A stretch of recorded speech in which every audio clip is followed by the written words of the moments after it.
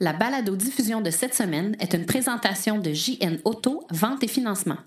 Voiture presque neuve, plus de 35 véhicules électriques à partir de 50 $ par semaine. Il y aura des bornes de recharge rapide dans tous les McDonald's aux Pays-Bas. 3 partis politiques sur 4 ont répondu à nos questions en lien avec l'électromobilité. La Société de transport de Montréal fait l'acquisition de 4 autobus électriques à recharge rapide. Une cote de sécurité parfaite a été donnée à la Tesla 3 pour des tests d'impact et de collision. Les trottinettes électriques font fureur partout dans le monde, mais si on s'en fie à la réglementation du Québec, c'est pas pour demain la veille qu'on en aura ici. On parle à des Québécois qui ont décidé d'installer des panneaux solaires sur leur maison. Tout ça, et bien plus encore, dans ce 41e épisode du balado « Silence, on roule ».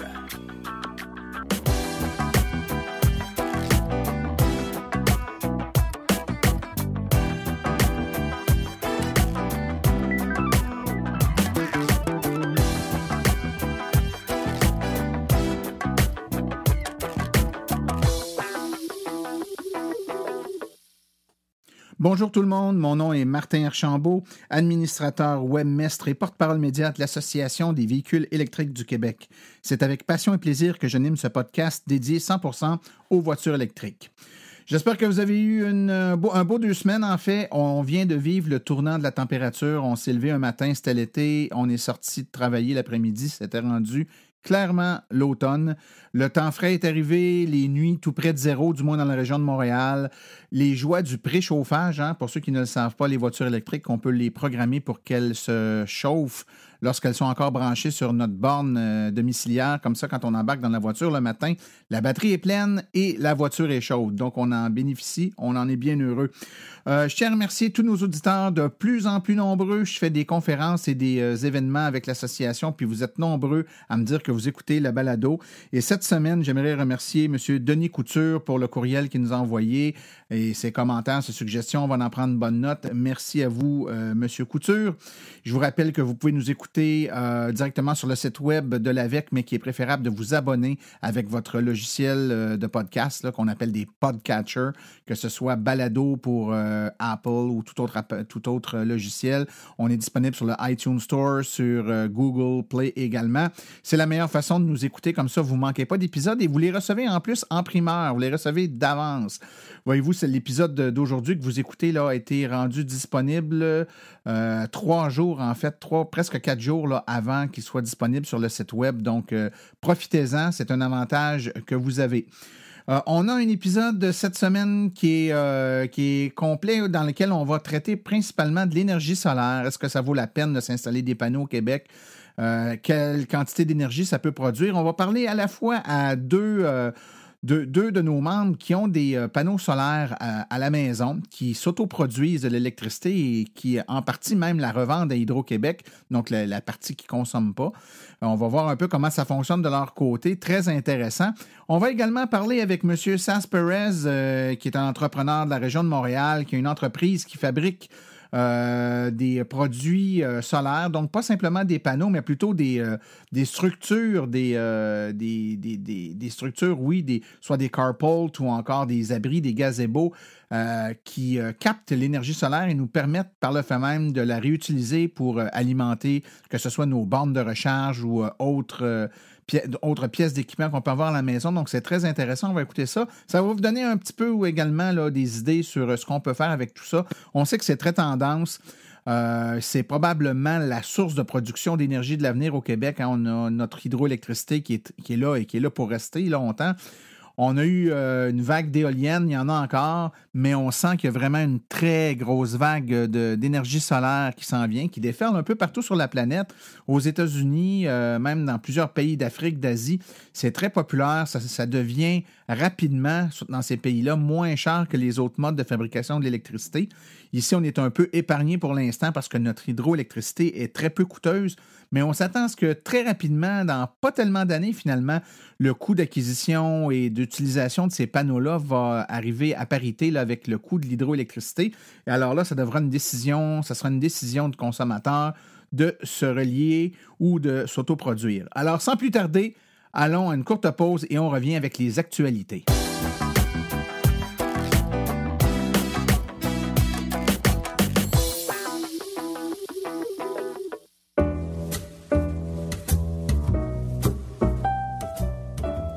Vous avez une entreprise qui œuvre dans le domaine des voitures électriques. Vous aimeriez faire de la publicité là où l'auditoire est constitué à 100% d'adeptes de véhicules électriques? Écrivez-nous à info@aveq.ca afin d'avoir toutes les modalités de publicité, autant dans la balado-diffusion que sur notre site web et nos autres médiums.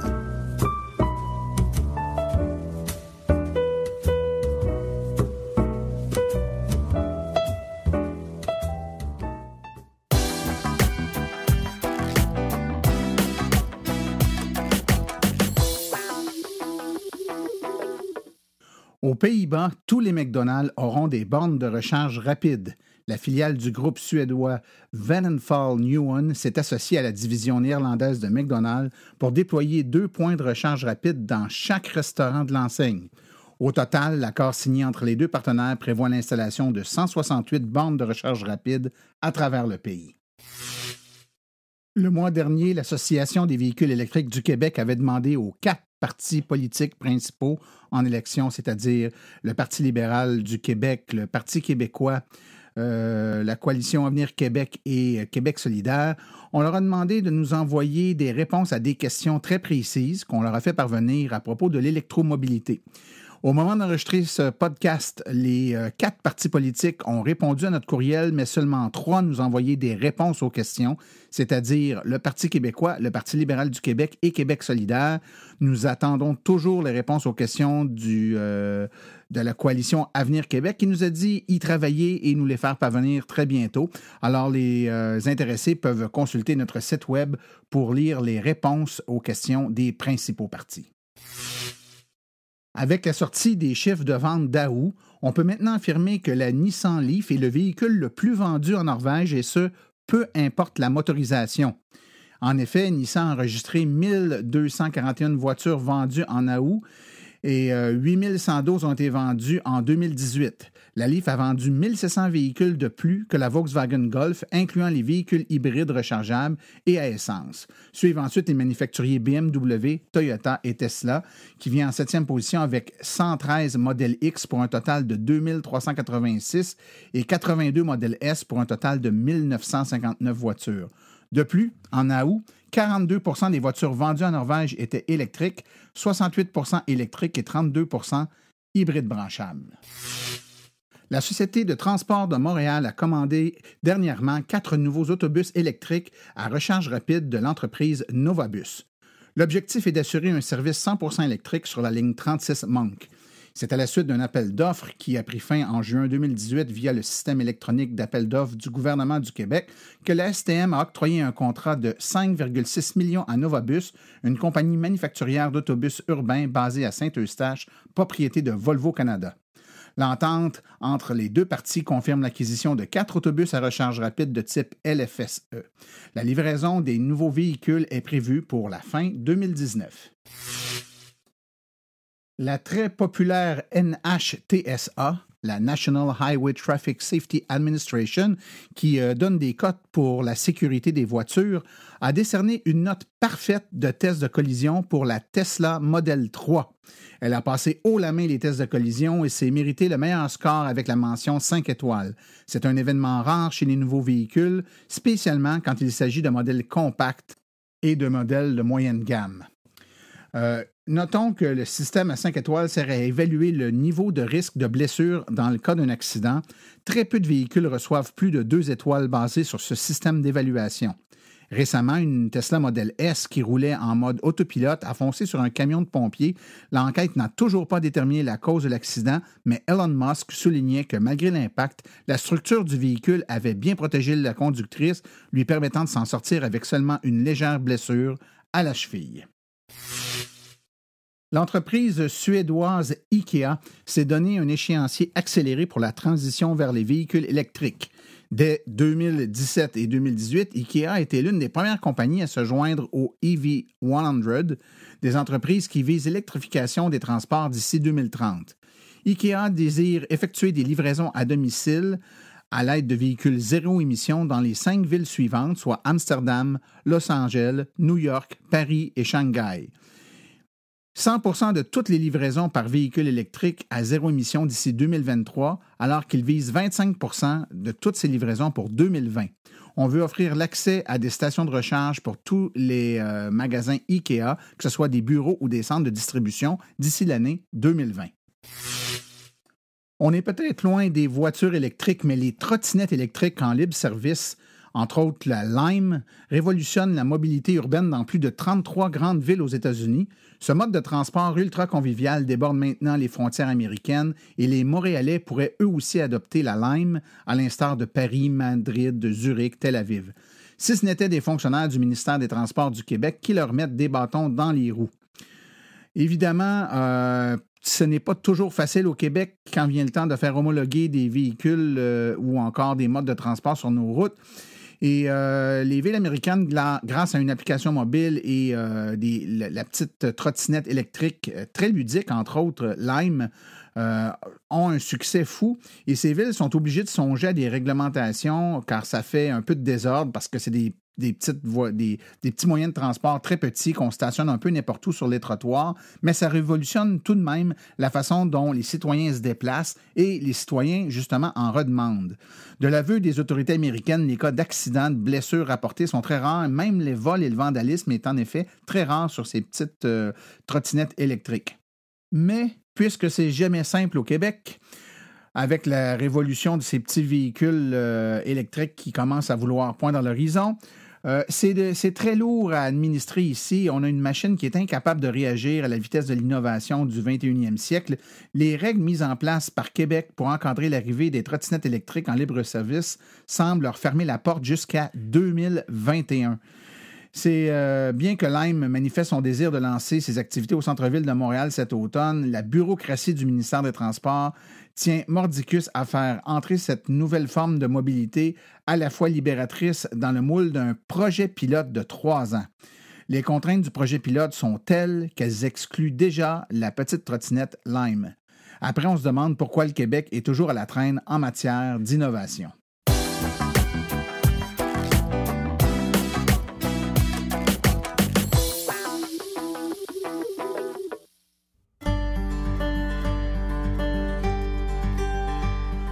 La mission de l'AVEC se résume comme suit.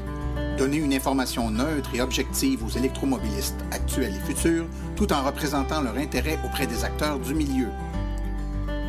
L'AVEC se veut aussi un acteur stimulant en matière de politique québécoise en transport électrique avec plusieurs participations à des commissions parlementaires.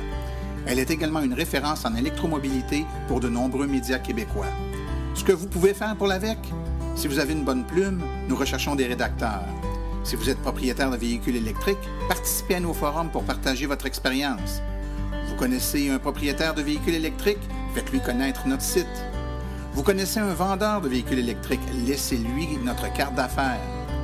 Vous voulez installer une borne chez un commerçant ou au travail? Consultez nos guides. Vous voulez vraiment nous faire plaisir? Devenez membre de notre association. Vous voulez devenir partenaire ou annoncer sur notre site? Contactez-nous à info@aveq.ca. L'Association des véhicules électriques du Québec, la référence en électromobilité.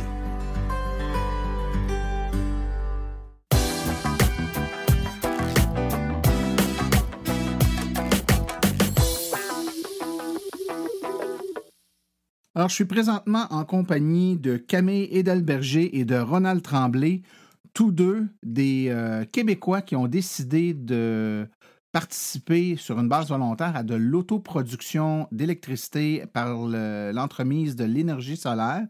Deux personnes différentes, deux coins différents du Québec. Camille est aux Îles-de-la-Madeleine, tandis que Ronald est sur la rive sud de Montréal.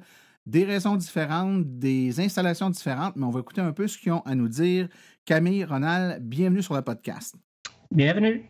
Oui, bonjour. Bonjour. Écoute, on va commencer avec Camille. Camille, tu es aux Îles-de-la-Madeleine. Les Québécois le savent peut-être, peut-être pas non plus. Les Îles-de-la-Madeleine ne sont pas reliées au réseau hydroélectrique d'Hydro-Québec comme la majorité des grandes villes québécoises. Étant des îles éloignées de la rive, c'est des régions qui sont des régions autonomes, donc qui sont alimentées par des réseaux autonomes, principalement avec de l'énergie qui provient de centrales thermiques. Donc, aux îles de la Madeleine, là, ce n'est pas une alternative à Hydro-Québec, c'est une alternative à une énergie qui est peut-être un petit peu moins propre en termes de production de façon générale, n'est-ce pas? Oui, je le confirme. Allumer une lumière ici émet 336 fois plus de gaz à effet de serre qu'ailleurs, justement, au Québec, à Montréal ou sur le continent. Donc, le côté environnemental, l'impact environnemental de se tourner vers une énergie renouvelable comme le solaire, et il y a un gain facile et rapide à faire là du côté environnemental. Oui, puis même plus sécuritaire. On rappelle qu'Hydro-Québec est responsable d'un déversement de 100 000 litres de diesel dans le port de Cap-aux-Meules en 2014. C'est d'ailleurs le 4e anniversaire demain. Ouais, triste anniversaire. Oui. Très anniversaire. Et dans votre cas, M. Tremblay, vous, la raison du tournant à l'énergie solaire, c'est pas parce que vous utilisiez une énergie qui n'était pas propre, vous étiez relié au réseau hydroélectrique d'Hydro-Québec. Quelle a été votre motivation de vous tourner vers l'énergie solaire? Bon, la principale, c'est tout simplement, c'est que je suis maintenant à la retraite et j'ai le chauffage totalement électrique avec calorifère. C'est sûr que ça coûte moins cher qu'au mazout. Et j'avais l'intention, effectivement, compte tenu que je conduis déjà depuis 3 ans une voiture électrique, de pouvoir produire ma propre électricité, compte tenu que j'avais les moyens de le faire. Et ça devient intéressant.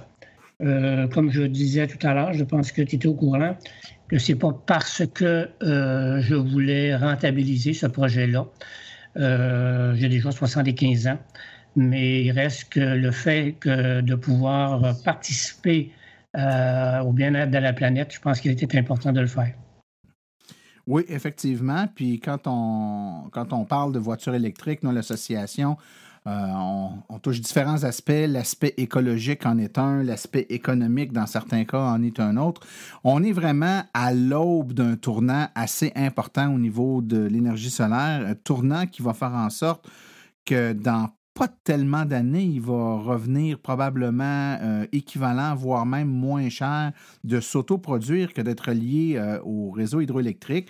Hydro-Québec est au courant, de toute façon.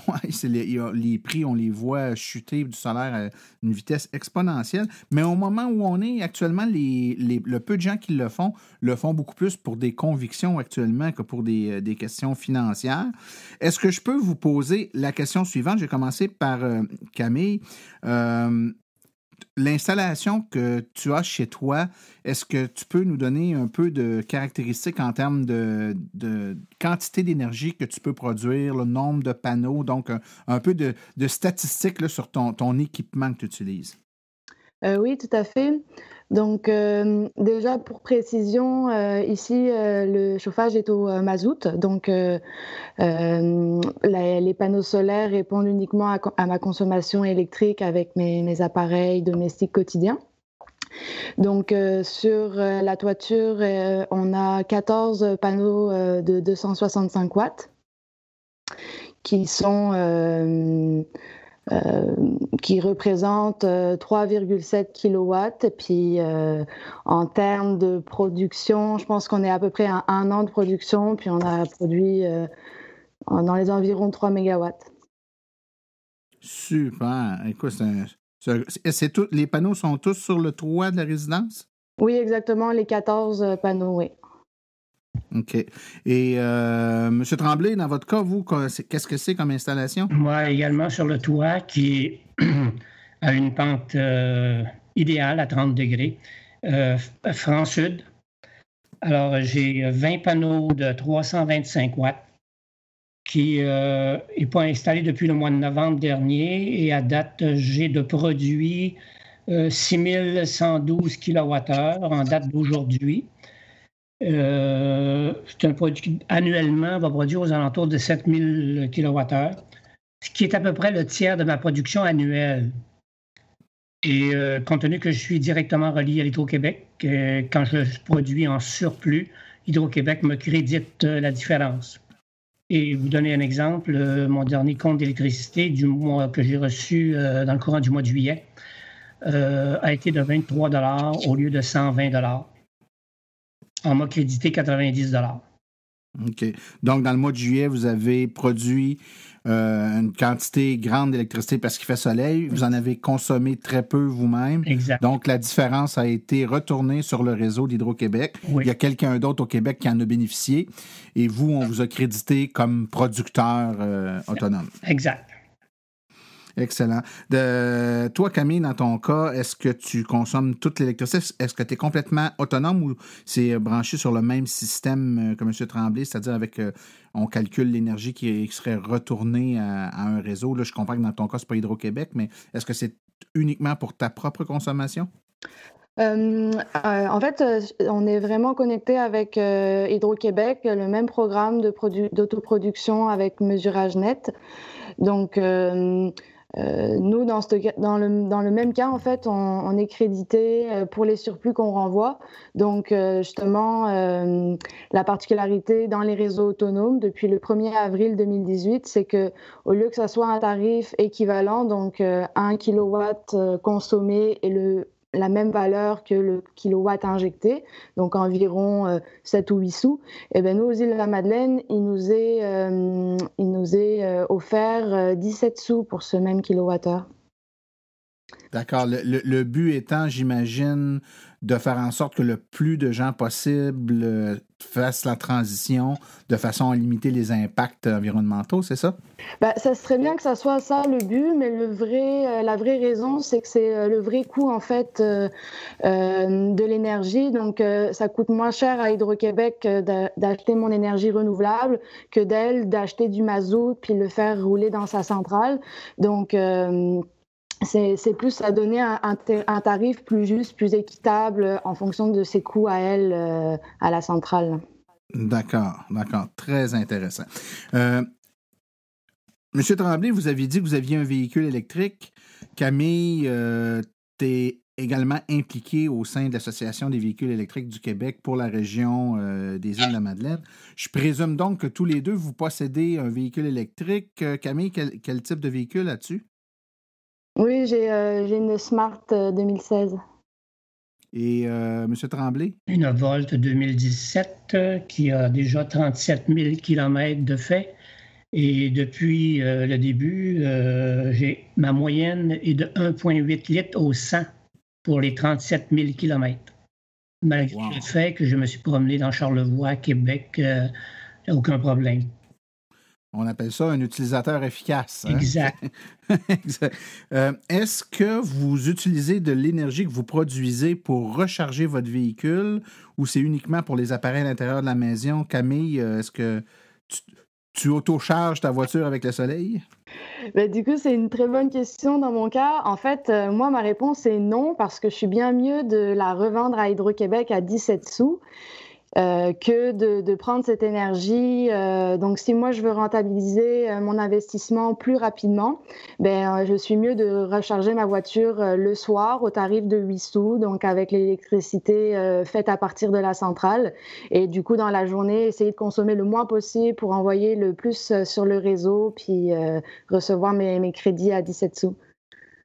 C'est vraiment très intéressant, vois-tu, parce que, sans être un expert, on comprend un peu le principe, comment ça fonctionne, tout ça, mais c'est des réalités, en tout cas pour ma part, puis je ne sais pas comment M. Tremblay voit ça aussi, mais dans notre réalité de personnes qui vivent dans une grande ville, je ne m'attendais pas. Je suis surpris par la réponse, puis ça a bien du bon sens. Quand tu l'expliques, c'est plein de bon sens.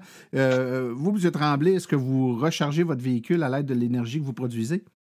En partie, oui, parce que j'ai une recharge directement à la maison, une 240 volts. Et quand j'ai déjà calculé qu'est-ce que ça coûte recharger la batterie complète, là, c'est 1,45 $. Donc, ça ne vaut vraiment pas la peine. Moi, aussitôt que je vois qu'il va manquer un peu d'électricité, je la recharge, quel que soit, compte tenu que j'étais à la retraite, je peux céduler plus mes déplacements, ainsi de suite. D'accord. Donc, vous ne faites pas de gymnastique particulière pour assurer une recharge? Non. Par de l'énergie que vous produisez, vous rechargez vraiment toutes les fois que vous en avez besoin sans trop vous poser la question.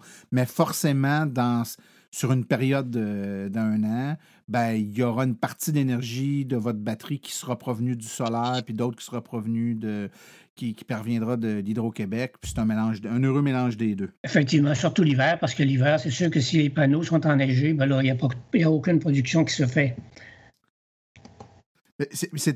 C'est intéressant parce que vous touchez à un point qui intéresse beaucoup, là, parce que moi, les sujets qui sont traités au podcast, souvent, c'est des auditeurs qui nous les suggèrent parce qu'ils sont intéressés à avoir un petit peu d'informations sur le sujet. Quelle est la fluctuation de production entre, disons, une belle journée normale d'été puis une journée d'hiver? Est-ce qu'on s'attend à une baisse de 20, 30, 50, 100% l'hiver? Qu'est-ce que ça ressemble comme... Là, vous, M. Tremblay, depuis novembre, vous avez passé l'hiver. Si le soleil est présent, il produit la même chose. C'est simplement que si c'est nuageux, il va produire un peu moins. Parce que ça va avec le soleil, avec l'hiver, le moindrement qu'il y a 2 pouces ou 3 pouces de neige, comme ça peut se produire sur ma toiture, à ce moment-là, ça produit c'est zéro comme production. Mais je pense pas voir ça sur un ensemble de 12 mois. Je regarde l'hiver passé, par exemple, j'ai peut-être l'équivalent de 4 semaines où il n'y a presque pas eu de production.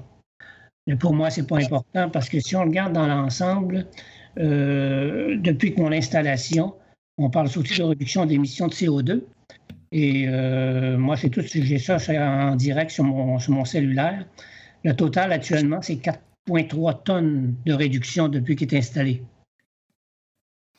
Oui, effectivement, c'est vraiment l'angle avec lequel on le regarde, hein, puis je me rends compte que les gens, quand ils s'intéressent à ça, le regardent beaucoup avec un angle financier, donc ça coûte X milliers de dollars à installer, je vais sauver X centaines ou milliers d'électricité par année, donc ça va me prendre tant d'années pour le rentabiliser, puis ça devient du coup le seul critère de sélection, puis c'est correct, là, à un moment donné, tout le monde n'a pas non plus les moyens de suivre ses convictions quand ça coûte plusieurs milliers de dollars. Un jour, peut-être, ça deviendra rentable, mais il y a quand même l'angle qui est toute cette énergie-là qu'on autoproduit puis qui nous permet de sauver des gaz à effet de serre, ben c'est pas négligeable. Et quand on est capable justement de le constater, de le voir de façon claire, nette et précise, ben on a un peu plus conscience de l'impact, cette fois-là, positif qu'on peut avoir sur l'environnement.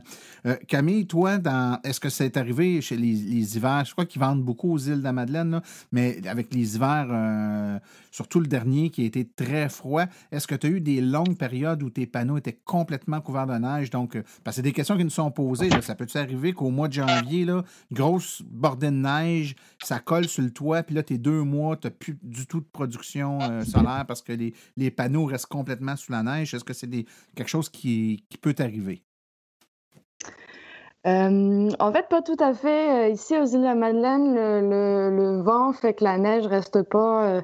Il y a peut-être eu 2-3 fois là qu'on a voulu déneiger les panneaux pour justement commencer à générer l'électricité et en vendre à Hydro-Québec. Fait que ça arrive vraiment pas souvent pour nous, mais c'est évident qu'il y a une luminosité qui est moindre l'hiver, beaucoup plus de nuages, donc la production est moindre. Par contre, là où on s'attend pas, c'est que c'est vraiment... Présentement, c'est l'île qui a été le plus performant à cause du soleil et aussi de la relative fraîcheur. Fait que les deux ensemble ont permis d'avoir des pics de production plus constants, là, plus élevés dans cette période-là. Là, le printemps puis l'automne, finalement, c'est les périodes les plus productives dans notre cas. OK. Monsieur Tremblay, on sait que le prix des panneaux solaires, si on regarde dans les 10 dernières années, a diminué de façon plus qu'importante. Et puis, on s'attend à ce que ça continue à baisser encore de toute façon. Est-ce que votre équipement, votre installation actuelle pour vous, dans l'état des choses, est une installation définitive ou vous prévoyez peut-être ajouter des panneaux ou remplacer certains panneaux par des panneaux plus performants maintenant? Il y a du multifacette, il y a plein de trucs qui sortent qui sont plus performants. Est-ce que c'est une option ou pour vous, là, c'est le setup final? Peut-être. J'aurais de la place encore pour au moins 10 panneaux. Et ce que j'ai comme panneau, par exemple, c'est quand on m'a installé ça au mois de novembre dernier, c'est la dernière version qu'il y avait, c'est du 325 watts, c'est quand même considérable. Et pendant que vous parliez, j'ai regardé, depuis le mois de novembre, j'ai eu 30 jours où il n'y a pas eu de production. C'est quand même pas beaucoup, c'est l'équivalent d'un mois. Et c'est pas nécessairement parce que même s'il y a 1 pouce de neige, il va fonctionner pareil. C'est juste le fait s'il commence à avoir 2, 3, 4 pouces. Et parfois, ma toiture est orientée, parfois comme une partie des panneaux sont cachés par la neige beaucoup plus, mais moindrement qu'il fait soleil, à un moment donné, ça fond. Alors, c'est comme ça, c'est intéressant. Compte tenu des coûts, écoute, comme je t'ai dit tout à l'heure, moi, je n'ai pas acheté ça pour le rentable, mais par contre, pour voir à long terme, dans ma condition, ma maison vient de prendre aux alentours de 20 000 $. Parce que le coût d'installation, c'est entre 15 et 20 000. Si je vends ma maison dans un an, ma maison vaut 20 000 de plus. Là. C'est déjà installé, ça. Oui. Et est-ce que, à l'extérieur, les gens le voient, ont déjà vu ce que ça a l'air, les panneaux? C'est vraiment dans la même pente que le toit. Oui, c'est ça. Mais il y a quand même d'autres équipements que les panneaux. C'est-à-dire qu'en autoproduction, il y a parfois des batteries, des accumulateurs, il y a des boîtes de contrôle. À quel endroit c'est installé dans la maison? C'est à la même place que la boîte électrique au sous-sol. OK. Puis quelle grosseur, physiquement, ça représente? C'est plus gros qu'une boîte électrique, là, mais par contre, c'est déjà dans le coin parce qu'il faut que ça soit près de la boîte électrique pour faire la connexion directement à Hydro-Québec. Et c'est dans cette boîte-là que tout s'accumule, que les données informatiques rentrent. Mais c'est quand même, ça défigure pas l'emplacement, là, tu sais. Et Camille, toi, c'est à peu près le même setup? Oui, exactement. Donc, un onduleur dans le sous-sol à côté de la boîte électrique et du compteur bidirectionnel d'Hydro-Québec. OK. J'ai une dernière petite question pour vous. Ça aussi, ça fait partie des choses qui nous sont souvent demandées. On sait que, puis je le sais pertinemment parce que moi, à Sainte-Julie, je suis sur le comité d'environnement de la ville, donc ça fait partie d'un sujet qui a déjà été abordé, là, qu'on a eu à traiter. On sait que les réglementations municipales varient beaucoup en ce qui a trait à la tolérance d'installation de panneaux solaires, que ce soit sur le terrain, sur la toiture. Dans vos cas, est-ce que vous avez eu des permis spéciaux, des demandes spéciales ou encore des problèmes avec l'urbanisme ou vos villes respectives pour faire accepter d'installer les panneaux sur le toit? Si je commence par Camille, toi, comment ça a été? Non, on n'a pas eu de difficultés à ce niveau-là.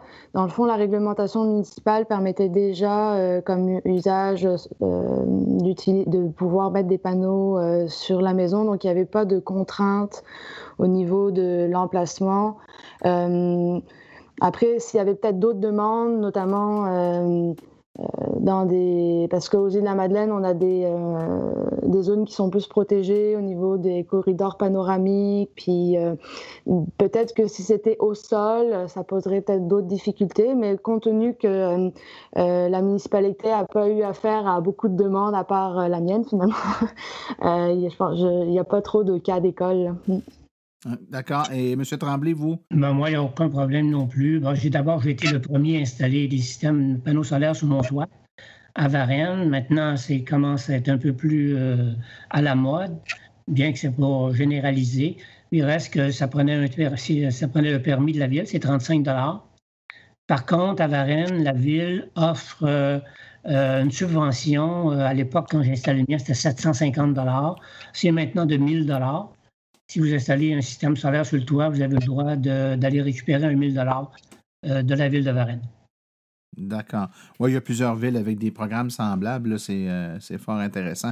Écoutez, merci beaucoup à tous les deux pour votre présence sur le podcast. C'est déjà terminé, mais j'espère que ça va donner un peu d'informations aux gens qui seraient intéressés à faire le saut. Puis tout de suite après la pause, on va s'entretenir avec M. Sas Perez de iSun qui va nous parler aussi des nouvelles technologies dans le domaine de l'alimentation solaire, que ce soit des panneaux ou même maintenant, il y a des nouveaux trucs qui existent, des abris d'auto solaire, des gazebos solaires qui produisent de l'électricité. Il va nous parler de tous ces beaux produits-là, donc pour vous donner plus d'informations.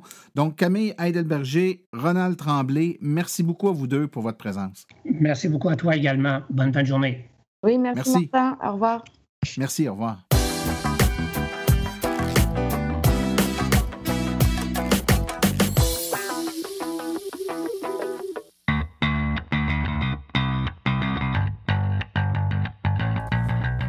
Vous êtes intéressé à faire le saut pour une voiture électrique?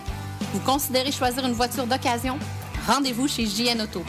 Avec plus de 35 modèles presque neufs en stock, c'est définitivement le chef de file lorsque vient le temps de vous procurer un véhicule électrique.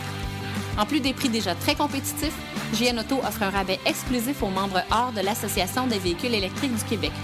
Une réduction supplémentaire de 299 $ plus taxes sur le prix affiché au financement d'un véhicule entièrement électrique ou hybride rechargeable. Consultez notre liste de voitures au www.jnauto.com.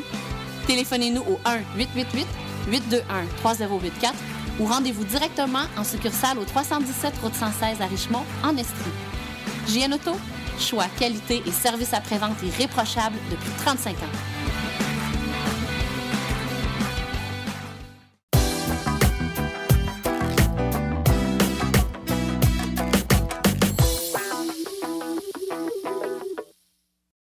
Pour continuer sur le thème de l'énergie solaire et des installations qu'on peut placer à la maison pour s'alimenter totalement ou partiellement, je me suis entretenu avec M. Sas Perez, qui est le président directeur général de l'entreprise Hyson Energy, entreprise montréalaise québécoise spécialisée en infrastructure, en équipement de recharge solaire, mais plutôt que d'œuvrer d'axer sur un créneau de panneaux solaires comme on est habitué de voir sur les maisons, Hyson s'est plutôt lancé dans un créneau d'installation plus complète, d'abris d'auto, de gazebo, de structure qui est conçue avec des panneaux solaires. Donc, c'est un outil une structure qui est utilitaire, qui a un rôle autre qu'uniquement fournir de l'énergie. C'est très intéressant comme concept. Alors, j'ai commencé par demander à M. Perez depuis quand sa compagnie existait.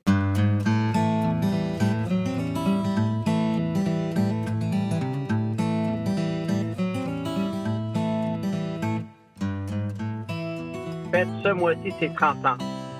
Et j'ai commencé dans les produits de consommation, des rechargeurs 12 volts. On vendait ça à des propriétaires de véhicules récréatifs, des voiliers, des pourvoiries. On faisait ça pour recharger les téléphones mobiles, entretenir la batterie de la voiture, etc., etc. Bon. En 2010, j'ai été recruté par General Motors pour aider à partir une société en Michigan. Parce que moi, avant d'être dans le solaire, j'étais dans l'automobile. Fait que j'avais les deux expériences, 8 ans dans l'automobile et quelques années dans le solaire. Et ils sont venus me recruter, puis j'étais cofondateur d'une société de carport en Michigan qui avait son objectif d'équiper tous les concessionnaires Chevrolet par un carport 8 places. Et ça veut dire 4000 concessionnaires parce qu'ils lançaient la Volt. J'ai ensuite demandé à M. Perez comment sa nouvelle entreprise, Hyson Renews, à l'époque, a débuté et avec quel type de projet. Donc, on a fait plein de projets pilotes, incluant celle de rouler électrique. Mais je me suis rendu compte que les produits ne rentraient pas ensemble. Et ce n'était pas un bon fit. Il n'y avait personne qui avait conçu quelque chose d'intégré proprement. Alors, en 2016, on a commencé des recherches. Puis en 2017, on a continué. Puis en 2018, finalement, on a lancé 2 produits. Un produit résidentiel et un produit commercial. Et franchement, le résidentiel, c'était par accident parce qu'on développait notre produit commercial. Puis d'un coup, quelqu'un a dit, pourquoi tu ne fais pas pour une maison? C'est pas une mauvaise idée, mais il faut que ça soit plus beau. Puis plus versatile. Il faut que ça soit bon pour le jardin, comme gazebo, pour le couvre-patio ou pour un abri d'auto. Bon, alors on a développé le deuxième produit, puis on les a lancés au début de 2018.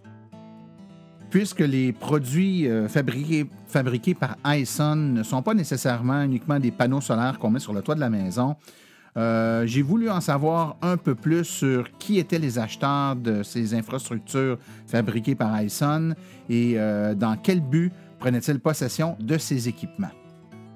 En fait, un acheteur de panneaux solaires sur le toit peut être un acheteur d'un abri, mais un acheteur d'un abri n'est pas nécessairement l'acheteur de panneaux solaires pour le toit. Je vous explique. Celui qui va acheter ou celle qui va acheter des panneaux solaires pour le toit, c'est purement, d'habitude, une calculation d'énergie, de montant d'énergie. OK? Et oui, absolument, il y a le coût qui rentre là-dedans, il y a l'indépendance, il y a la marque de la personne ou du commerce. Tandis que quand quelqu'un achète un abri, c'est parce que soit il ne veut pas mettre des panneaux sur les toits, soit c'est parce qu'il met de la valeur au service d'ombrage, de protection par l'abri. Parce que protéger, par exemple, un véhicule électrique, on protège l'intérieur contre la chaleur, on protège la batterie contre la chaleur, on protège l'extérieur contre les rayons UV, on protège l'extérieur contre la neige. Alors, il y a vraiment cet aspect de valorisation de la protection. On protège l'environnement et on protège le budget énergétique, mais pas comme on pourrait sur un toit. Parce que c'est jamais aussi performant qu'un toit. Un toit, ça va être parfaitement visant le soleil, l'angle est bon, c'est réglé, vous maximisez votre énergie. Tandis qu'avec un abri, il peut y avoir de l'ombre d'un arbre, il peut y avoir de l'ombre de la maison, il peut que ce ne soit pas visant directement le soleil. Mais pour l'acheteur de l'abri, c'est parce que ça lui donne d'autres services. Par exemple, on peut mettre des luminaires, on peut mettre des moustiquaires, des draps, des bornes de recharge de véhicules électriques, des prises USB 110. Alors, un système d'abri tel que nous, on le conçoit, c'est beaucoup plus que juste une structure avec des panneaux solaires. Sachant que la compagnie Hyson a 2 lignes de produits, là, donc une ligne de produits qui est résidentielle, une ligne de produits qui est commerciale, j'ai demandé à Sas Perez quelle était la différence entre les 2 produits. Mais ils ont beaucoup des mêmes caractéristiques. Solide, aluminium, garantie 25 ans pour l'Oasis, 30 ans pour le Palm. Panneau solaire garantie 25 ans ou plus, à la fine pointe de la technologie, et des accessoires qui sont bien pensés et bien intégrés. Par exemple, les mêmes types de luminaires pour le Palm, c'est utilisé pour l'Oasis. La même marque pour l'onduleur, c'est à travers les deux parce qu'on va avoir une plateforme où les gens peuvent visionner leur énergie produite, mais aussi contrôler leurs luminaires, contrôler leur bande de recherche s'il y a lieu. Alors, c'est vraiment, on bâtit une expérience avec ça, beaucoup plus que juste vendre une structure avec des panneaux solaires, parce que n'importe qui pourrait mettre des 4x4 de bois, mettre des panneaux solaires par-dessus, puis avoir un abri. J'ai ensuite demandé à savoir quelle était l'efficacité, le rendement, la puissance produite par les abris et les gazebos solaires de Hyson. En 1,5 kW à l'heure pour l'Oasis. Mais pour le Palm, c'est fait sur mesure. Alors, tu as un panneau qui a des cellules bifaciales. Les cellules font face en dessous et le haut. Du haut, il capte normalement comme tout autre panneau solaire, mais on ajoute un 20 à 25 % pour ce qui capte d'en dessous. Et pourquoi c'est bon pour un carport? Imagine la réflexion qui vient de toute la lumière ambiante, la lumière diffuse, la lumière reflétée. Alors, c'est ça qui fait que nous, on a choisi ces panneaux-là qui sont beaucoup plus chers, en passant, par watt que les panneaux monofaciales, mais qui ajoutent un aspect très intéressant du côté production et aussi côté esthétique. Sachant que Hyson fabrique également des abris, des carports d'auto pour des stations de recharge. C'est eux, entre autres, qui ont fait celle de la station roulée électrique à Trois-Rivières, qui est fort connue. Et c'est également eux qui ont fait la grande station de recharge solaire installée chez Bourgeois Chevrolet à Rawdon, qui vient tout juste d'être inaugurée. Alors, je leur ai demandé si c'était fréquent pour eux de faire des gros projets comme celui-là, avec plusieurs stations plusieurs stationnements de voitures pour des voitures en recharge. Alors, voici ce que M. Perez avait à nous dire là-dessus. En fait, la moyenne de nos projets, c'est entre 4 à 6. Il y en a très peu. Par exemple, rouler électrique, c'est une 2 places. Je pense que c'est la seule à date.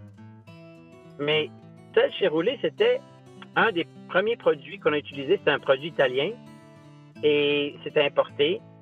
Et c'était vraiment un des seuls exemples qu'on pouvait trouver en aluminium.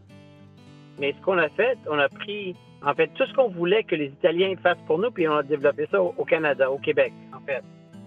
Alors, on a beaucoup évolué le produit, au point où les gens maintenant commencent à nous demander des 8 places, des 12 places, des 14 places. Fait que de plus en plus, les gens voient ça comme crédible. La minute que tu mets la première, là, parce que notre première était à Toronto, direct sur la 427, il y a encore de millions de personnes qui la voient chaque jour à travers cette autoroute-là. Mais c'était une 8 places. Ensuite, on a fait des 4 places, des 6 places, des 2 places, une 2 places, des 4 places, des 6 places. Fait que ça s'avère vraiment entre 4 à 6. Mais là, tout d'un coup, les demandes les demandes qu'on reçoit, ça s'avère être plus grand que 6 places. Alors moi, je dirais que dans l'année prochaine, la moyenne serait entre 8 à 12. J'ai ensuite demandé à M. Perez où est-ce qu'on pouvait voir, là, évidemment, il y a la station roulée électrique à Trois-Rivières, il y a maintenant Bourgeois-Chevrolet à Rawdon, mais à part ça, à quel endroit on peut voir des stationnements pour véhicules électriques alimentés à l'énergie solaire avec borne de recharge? Est-ce qu'il y en a d'autres qu'on peut voir? Il y en a un aussi à Shawinigan, à l'usine de Add Energy. Il y en a une aussi, il n'est pas la nôtre, mais correct, parce que tout ce qu'on veut, c'est que les gens comprennent que c'est un concept qui s'en vient de plus en plus, même si c'est pas la nôtre, chez O'Simons à Québec. Alors, il y en a, c'est pas répandu, mais de plus en plus. Par exemple, je peux pas la mentionner, mais il y a 2 villes au Québec qui ont mis dans leur budget d'en mettre une. Il y a 2 autres concessionnaires au Québec en ce moment qui regardent ça. Ils seront sur place à l'inauguration justement pour voir qu'est-ce qu'il y en est face à face avec le produit. Qui est un produit en passant très, très impressionnant. Le nouveau produit destiné au Québec, là, il y a tous les atouts qu'on manquait dans les produits importés et il intègre tout. Fait, ça veut dire qu'on ne voit aucun fil du tout. Et en terminant, j'ai demandé à M. Perez où est-ce qu'on pouvait en apprendre plus sur la compagnie Alson et les produits qu'ils ont à nous offrir. Vous pouvez aller sur le site web iSunEnergy avec un y.com ou vous pouvez envoyer un email à info@renews.com. Renews, c'est RENEWZ.com.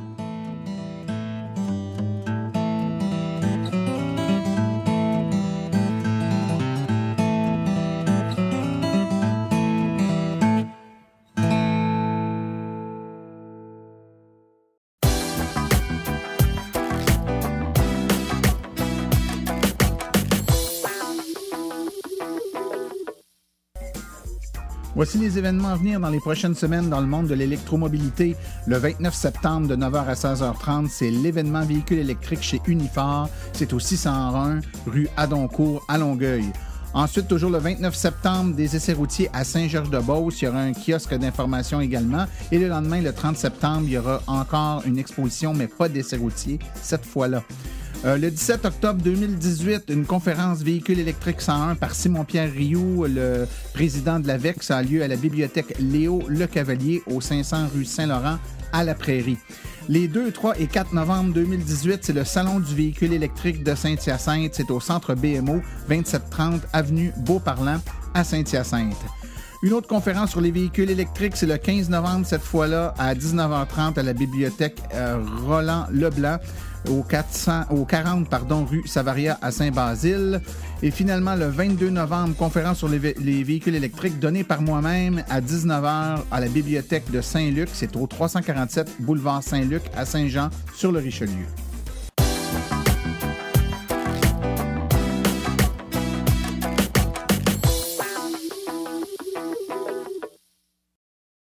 Alors, ceci conclut la présente balado-diffusion. L'AVEC remercie tous les collaborateurs aujourd'hui, particulièrement Camille Edelberger, Ronald Tremblay et Sas Perez pour leur participation. La reproduction ou la diffusion de l'émission est permise, mais l'Association des véhicules électriques du Québec apprécierait en être avisée. Toute question concernant l'émission peut être envoyée à l'adresse martin@aveq.ca. Pour les questions générales regardant l'électromobilité ou l'association, veuillez plutôt écrire à info@aveq.ca. Pour vous renseigner et avoir accès à toute la documentation de l'AVEC, visitez le www.aveq.ca. Je vous rappelle que sur notre site web, afin de vous faciliter la tâche, vous avez accès aux archives de nos balados ainsi qu'à des hyperliens vers les sites web mentionnés aujourd'hui. Le tout directement au www.aveq.ca/silence. Mon nom est Martin Archambault et d'ici le prochain balado, j'espère que vous attraperez la piqûre et direz vous aussi, silence, on roule.